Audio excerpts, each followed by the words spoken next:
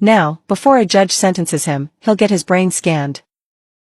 Prior to coming here today? Yes, yeah. So let's start with this scan. What do you note about this first scan? This is a horizontal section through the brain. You're looking here at the ventricles, which look more white, if you will.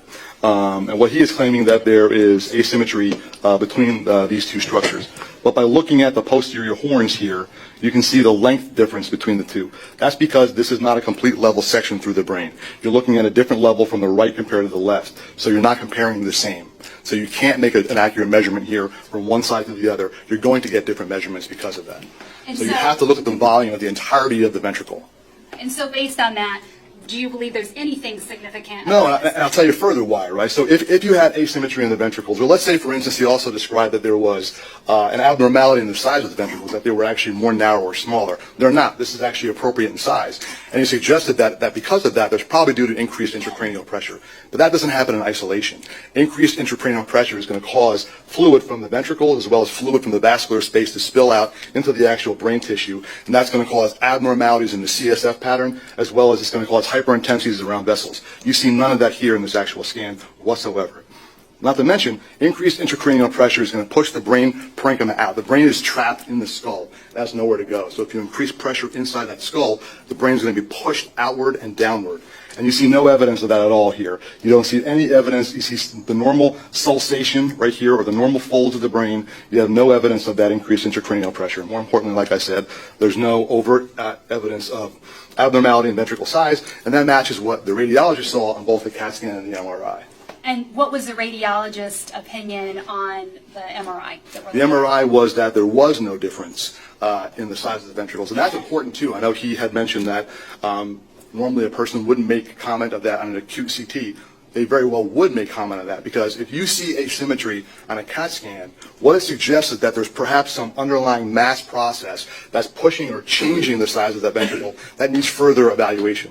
So a radiologist would certainly make note of that, and a doctor would certainly have to follow up with that. Now, he also mentioned about the space, made some issue about the space between the skull and the brain. Can you talked about, yeah, sure. So this is a little bit higher up, so I can't really see the temporal lobes here, but you can certainly look at, so here's the frontal lobes of the brain. The orbital frontal lobes are the part of the frontal lobes that curve underneath. And normally when you're comparing the width of the sulci of the orbital frontal lobes, they're going to be a little bit wider than the normal sulci that you're going to see in the lateral frontal lobes, as well as the sulci that you're going to see moving posteriorly to the temporal lobes. So what he's describing here is just the normal spaces between the individual gyri of the brain. And how do I know that? Because the cortical, so if there was atrophy, you would have loss of brain substance. You would have loss of gray matter, and you would have loss of white matter. The cortical size is of normal thickness. There's no loss of cortical size. More importantly, the distance here is all normal. So there's no loss of white matter underneath here.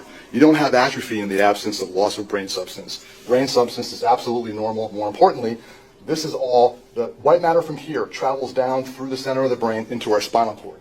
If you lose substance, you get an increase in size in the ventricles. That's well known, and that's not seen here. So I see no evidence of atrophy at all on this brain. More importantly, when you look at the temporal lobe, he describes changes in the amygdala and the hippocampus. There is no atrophy whatsoever that I can see at all looking at this. More importantly, any atrophy, if there was, certainly I don't think wouldn't have any behavioral readout. We could go to the next slide, please. What are we looking at here? Is this just more of him trying to say? This is just, yeah, him using whatever program he has on his computer based on a scale that it has to measure the millimeter size or width of these ventricles. But like I said, look at the differences here between the posterior horns. It shows you that this is not on the same level, so it's slightly off. So you're getting more of an oblique or tangential cut through here, because again, like I said, you're dependent upon a person laying in the MRI tube. Nothing is going to be 100% level. So you really have to look at the entirety of the volume of the ventricle. So look at the volume of the ventricles at multiple levels, not just a single level, and take a measurement and then make an assessment of that.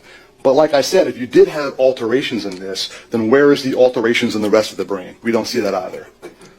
And for the record, you were just referring to slide 3 of Dr. Rubino's PowerPoint. We're going to go to slide 4. What do we see here, doctor? This is moving more anterior. This is moving more up towards the top here. Again, you're just looking at the white matter, but what we're looking at here, so this would be white matter tracks here, and again, he's talking about these spaces that you see here between the frontal lobe. Again, You could tell that they're at different levels, right? Look at the pulsations different, but more importantly, the white matter pattern is normal. The width of the white matter, I don't see any evidence of atrophy there. More importantly, if you have trauma, let's say we're saying this is due to brain trauma. All right, this is due to a deceleration, acceleration type injury or direct brain trauma where a person has an impact and then the brain moves both linearly, slamming into the front of the skull and the bottom of the skull, and then rotates about its center axis. And that causes a shear strain to the brain. Number one, it deforms the brain substance. And because the gray matter and the white matter are at different densities, they move at different speeds relative to each other, creating shear strain stress that affects not only the gray matter itself directly, much like if I punch myself in the arm, I'm going to get a bruise. And maybe if I don't get a big bruise, I'll get a little redness or definitely a change. Well, you would see that long term on the brain if you had a significant brain trauma. You would see hyperintensities, calcifications around small vessels. You may even see atrophy. More importantly, you would see an abnormality in the white matter pattern due to that trauma.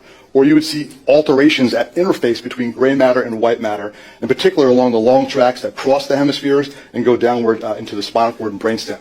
And we don't see any of those changes here. We can go to the next slide, which is slide number 5. What do you see here, doctor? This is just, again, another example looking at the ventricles and trying to make an estimate that there are abnormalities in ventricular size. Also, arbitrarily choosing one point versus another point. Again, you can't make an assessment of ventricular symmetry by doing that. Okay. We'll go on to the next slide, which is slide 6. What do you see in this slide? Sure, now we're looking more towards the base of the brain.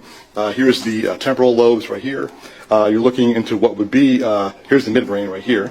And it was probably more pons, actually, pons, midbrain to pons, cerebellum.